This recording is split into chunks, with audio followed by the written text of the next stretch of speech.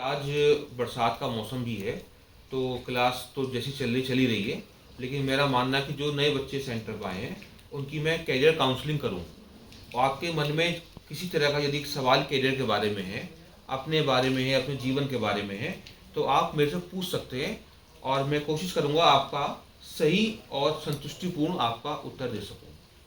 तो देखिए, पहले मैं थोड़ा सा इंट्रोडक्शन दे दूँ बात का कि आप यहाँ सेंटर पे आप पढ़ना औद्योगिक प्रशिक्षण केंद्र राम सिंह सेंटर ठाकुरद्वारा पढ़ने आए हैं। कुछ बच्चे बहुत दूर से भी आए हैं, कुछ पास से भी आए हैं। और पिछली बार की जब मीटिंग हुई थी तो कुछ बच्चे ने अपना इंट्रोडक्शन भी दिया था। कुछ महाराष्ट्र से आए थे, कुछ और नागपुर से आए, कुछ मध्य प्रदेश से आए, कुछ आसपास के शहरों के भी हैं, ठाकुरद्वारा के भी हैं।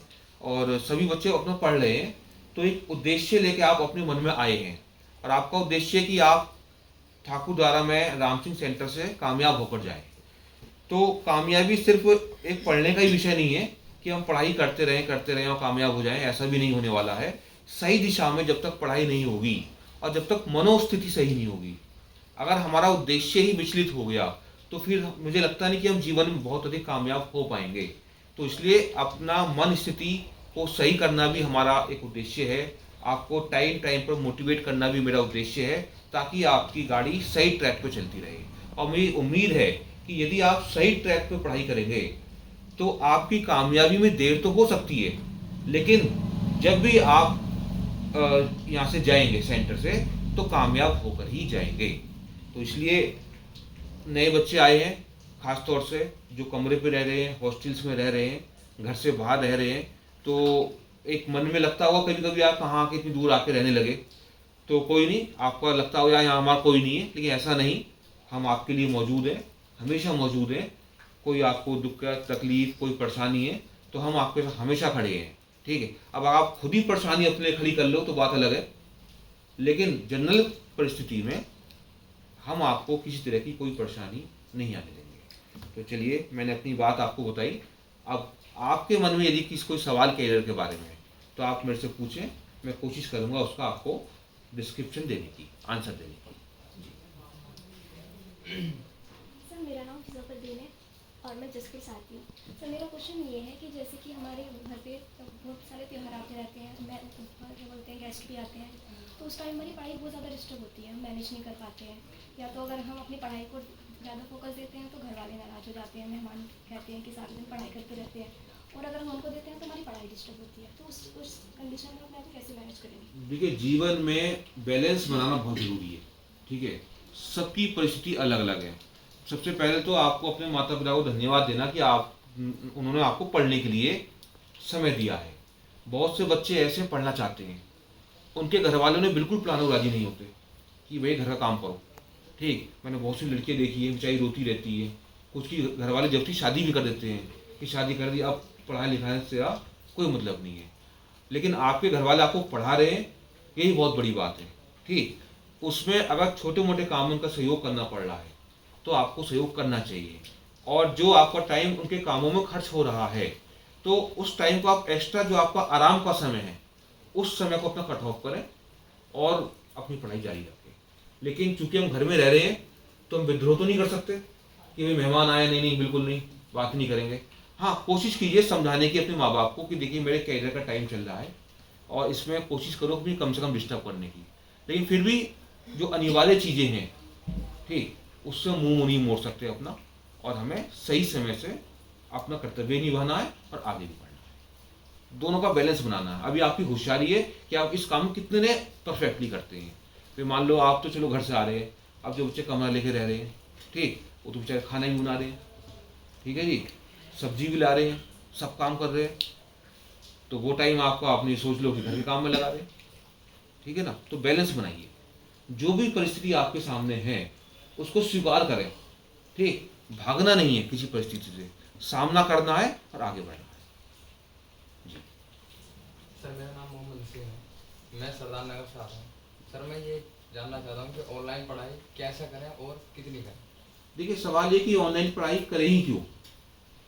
आप तो ये पूछ रहे हैं ऑनलाइन पढ़ाई कैसे करें और कितनी करें।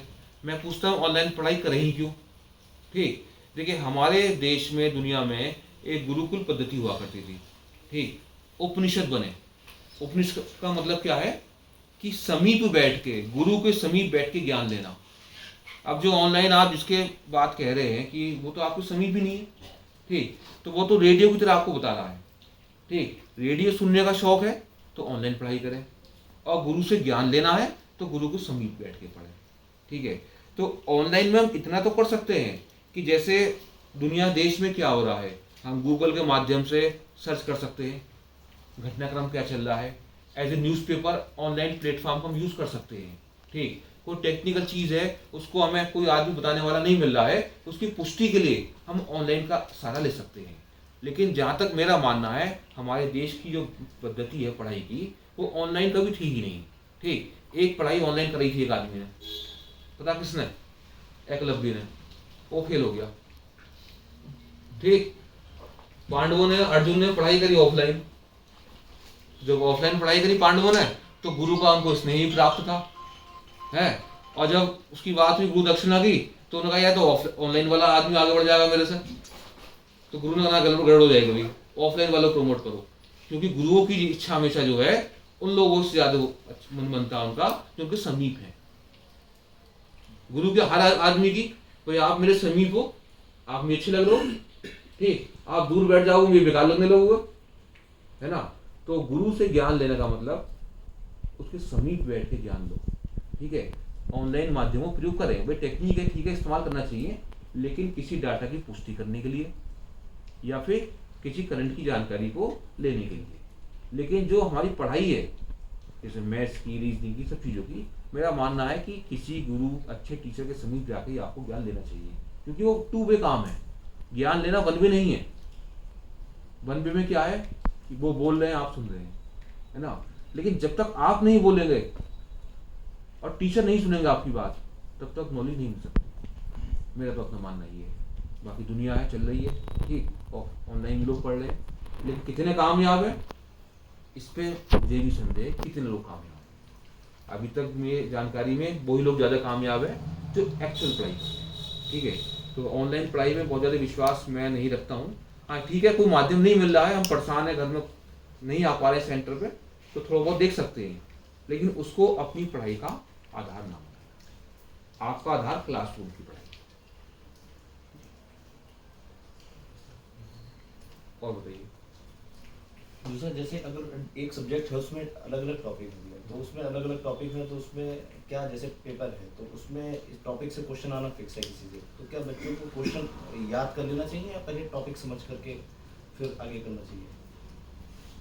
कि जैसे बुक है तो जैसे वन लाइनर है कि इससे इंपॉर्टेंट डाटा फंसता है, अच्छा, तो उसमें वो बुक को याद करना चाहिए या फिर? देखिए मेरा मानना है कि यदि वास्तव में आपको नॉलेज गेन करनी है और कंपटीशन पास करने हैं तो 1 लाइनर कभी कंपटीशन पास नहीं करा सकते जब तक आपको तथ्यों की जानकारी नहीं होगी, है ना।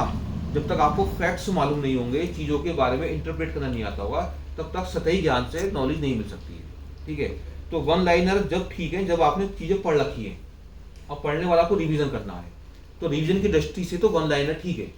लेकिन प्राइमरी यदि आप पढ़ाई करने जा रहे हैं और आपने शुरू में ही 1 लाइनर पढ़ने शुरू कर दिए तो समझो आप अपना कैरियर नहीं बना पाएंगे।